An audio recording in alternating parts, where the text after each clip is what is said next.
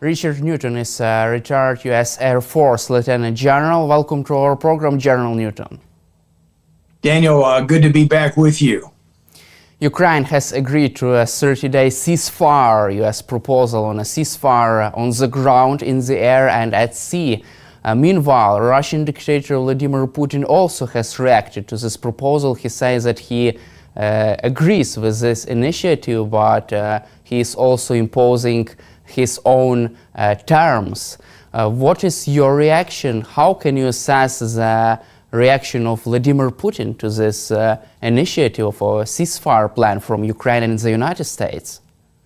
Well, first off, it's been quite a tumultuous period of diplomacy over the last several days since February 28th of that time in the Oval Office with President Zelenskyy and President Trump. But here we are now. Now that President Zelenskyy and President Trump have both agreed to significant terms for a 30-day ceasefire that will set up, hopefully, peace negotiations thereafter. I think what President Zelenskyy has agreed to is significant. I think it's one that is great resolve on his part, and frankly, great resolve on President Trump's part. Now the ball is in Putin and Russia's court. However, I do not anticipate at all Putin or Russia cooperating through ceasefire negotiations or permanent, peace agreement negotiations.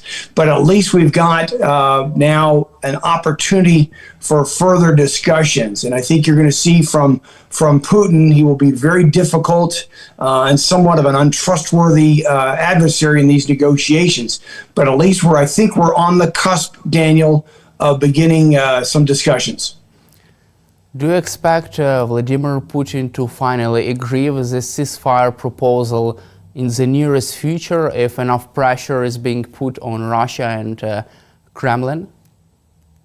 I would not anticipate it anytime soon because I see Russia on the offense, especially trying to dislodge Ukrainian forces who unprecedentedly took the Kursk region, the first time that Russia actually has been invaded and territory taken away from Russia back in August of 2024. That was a brilliant move on President Zelenskyy and Ukrainians' part.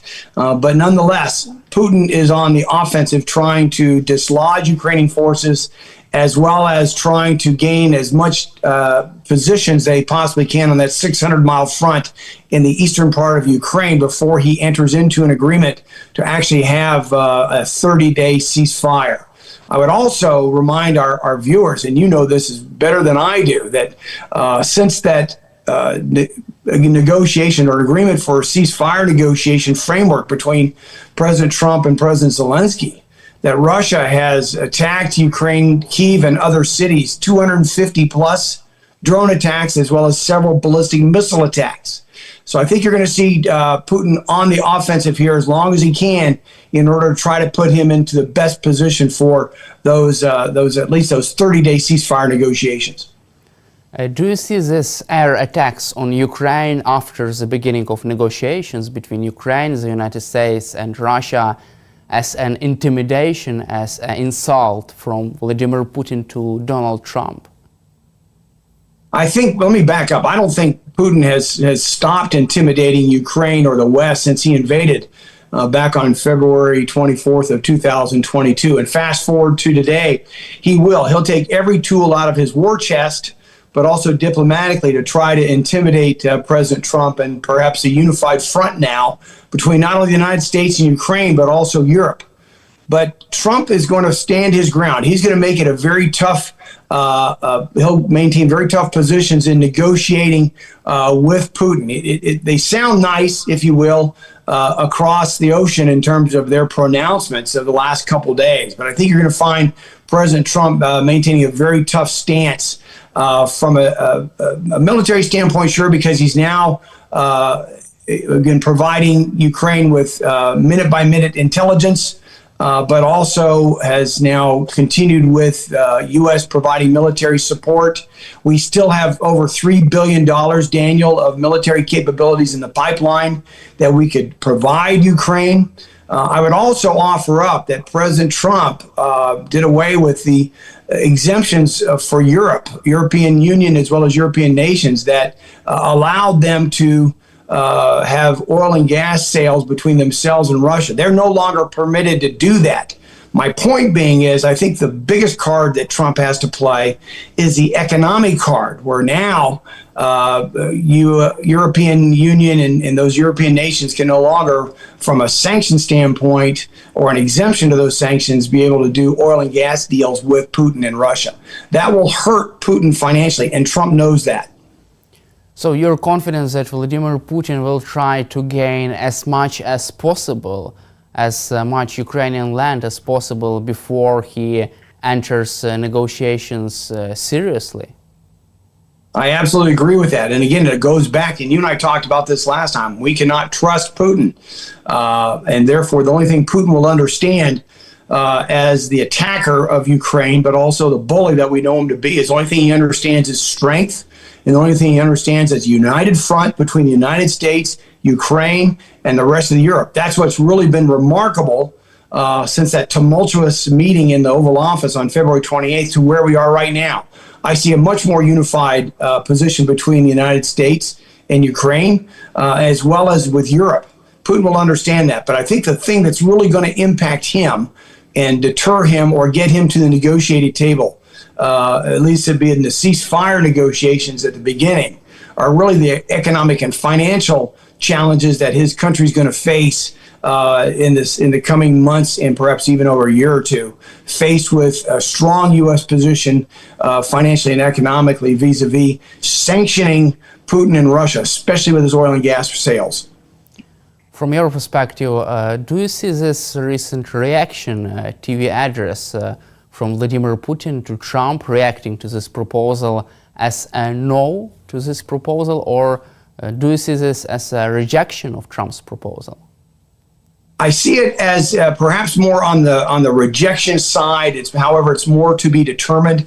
I think what Putin is trying to do is he's just trying to stall for a better position on the battlefield. Earlier this week, Daniel, we didn't see a Putin in a business suit, but we saw him in military fatigues. We saw him. That is sending a message to the rest of the world. He also, for the first time, visited the front lines, Russia's front lines in the Kursk region, and met with his theater commander. So he's trying to also own the optics of how he is to be viewed, not only internally in Russia, but externally.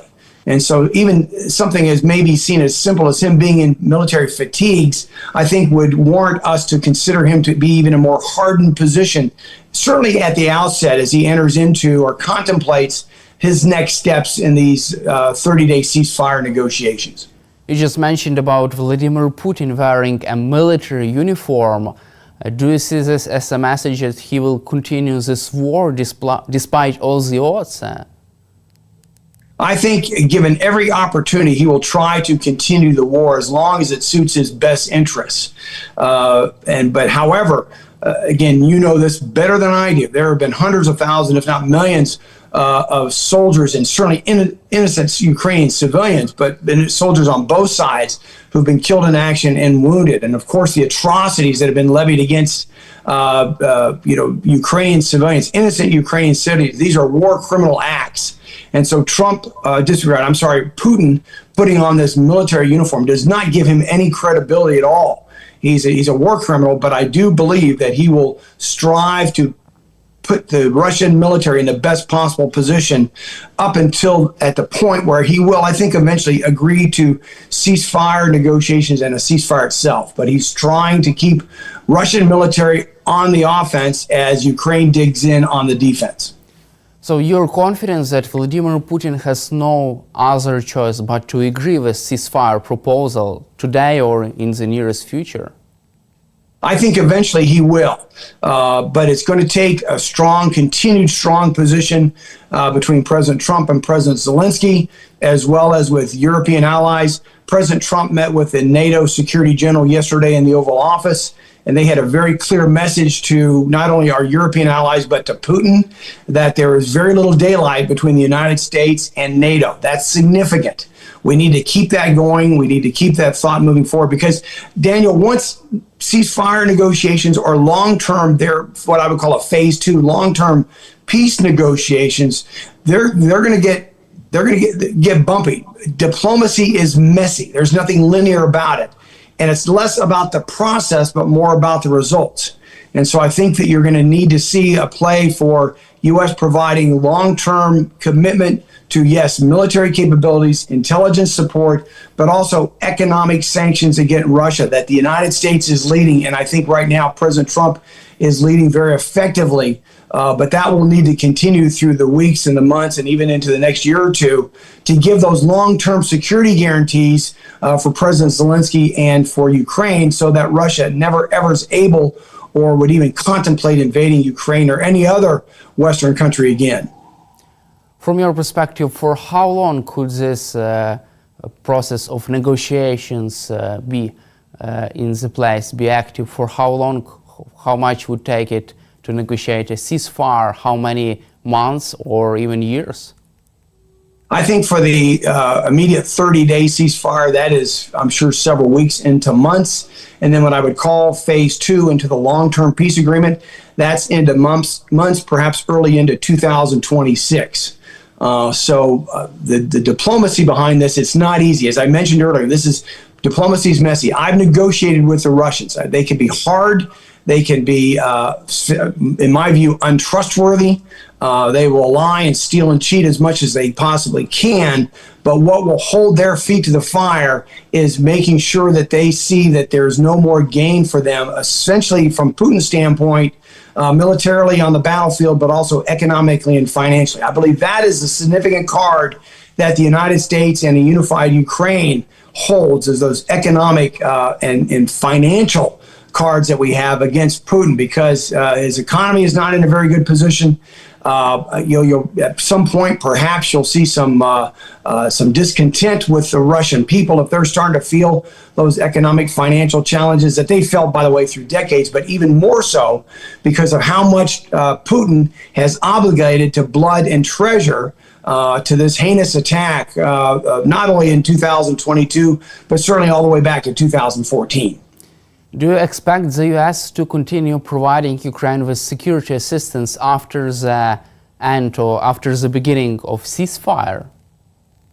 I do, and I would advise President Trump not necessarily to keep what we call an open checkbook and so forth, but provide the necessary intelligence capabilities, intelligence sources, and to some degree military capabilities that Europe and the NATO forces can't provide. The United States provides exquisite, what we call enablers. That is very capable air defense for Ukraine, not necessarily to be offensive over the next several years, but defensive in order to protect its innocent men and women, as well as the fact that obviously a sovereign nation. And also, I would remind our viewers, there is another security guarantee that I understand has been now worked out between the United States and Ukraine is the mineral deal that can provide up to $500 billion of economic financial opportunity for the United States as well as for Ukraine. Sometimes there's nothing better than a very solid economic, financial, strong relationship between our two nations. I think will also lend itself for a security guarantee beyond military, but certain economically as well. How do you see U.S. security guarantees for Ukraine? Because it seems like Trump's administration is unwilling to provide a backstop for British and French troops conducting this peacekeeping mission in Ukraine. How do you see the security guarantees?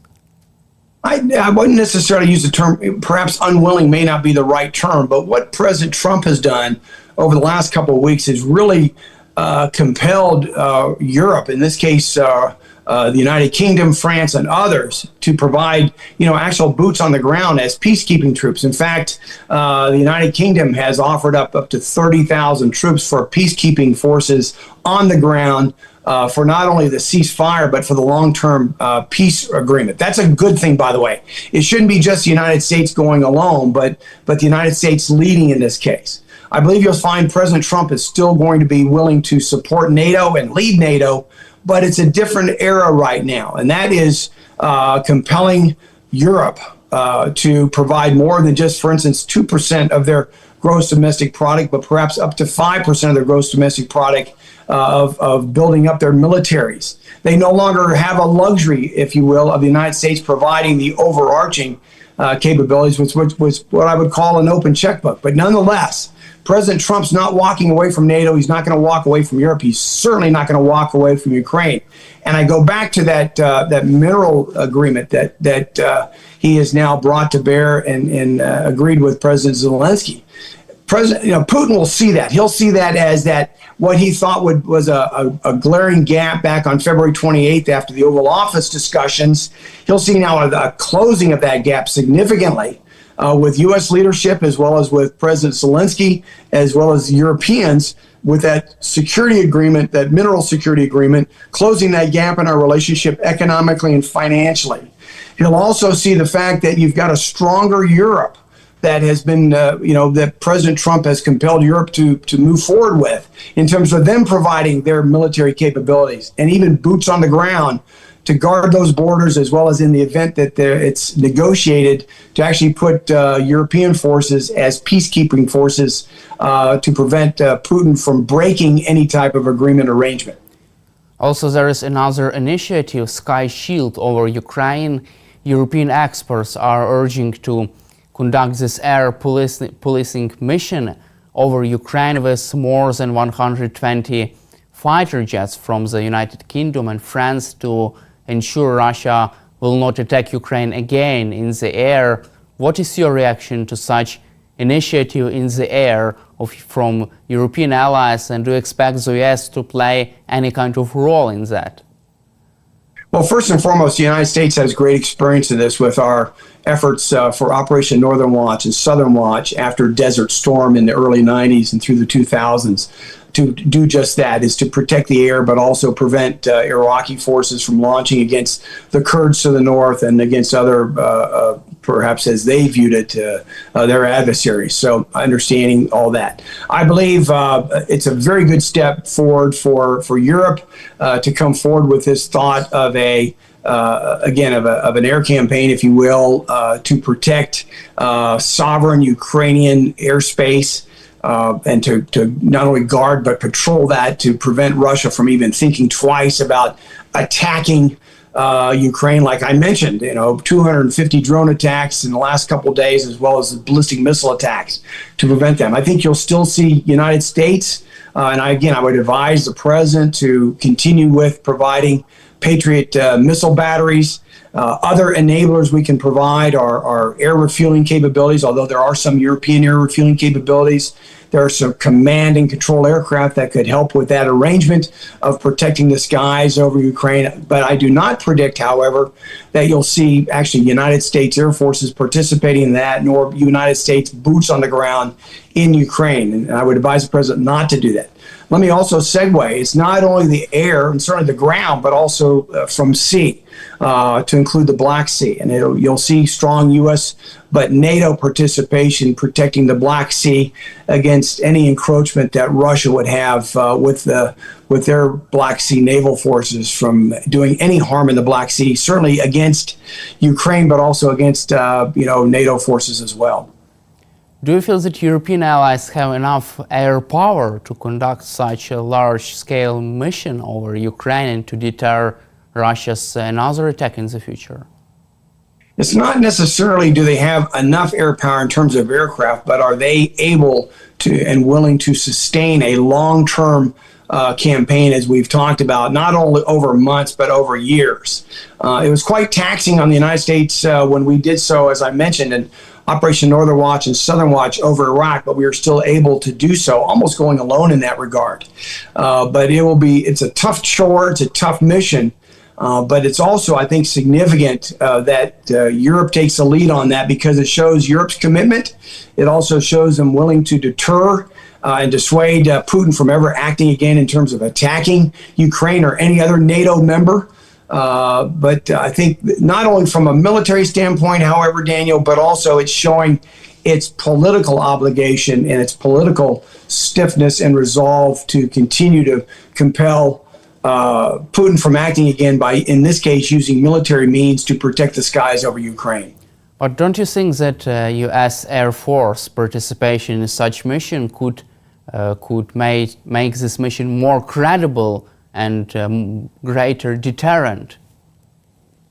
I think the credibility of the United States and certainly our air capability is the current capabilities that we have throughout Europe and our commitment to NATO. That's been decades long, and I would not advise the president, nor do I anticipate him making any changes to that. We've got significant air power in Europe. I recall back, I had the opportunity at the end of Operation Allied Force to command the bombers out of Fairford, England. That was a demonstration of U.S. capability against taking out Milosevic and so forth. So the demonstrated capabilities that the United States has, not only in our current force structure and positioning in Europe, but also our decades-old historical support of Europe and NATO, certainly to deter and dissuade back then Soviet Union or Russia from acting. And I think that that decades-old capability and the demonstrated capability that we have through not only the numbers of aircraft and the capabilities we have that include not only fighters and bombers, but also includes air command and control aircraft as well as tanker forces throughout the NATO region is significant enough to provide for and back up that what would be a European effort to protect the skies of Ukraine. Thank you, General Newton, for your time and for your support for Ukraine, and glory to Ukraine. Thank you, Daniel. Always good to be with you.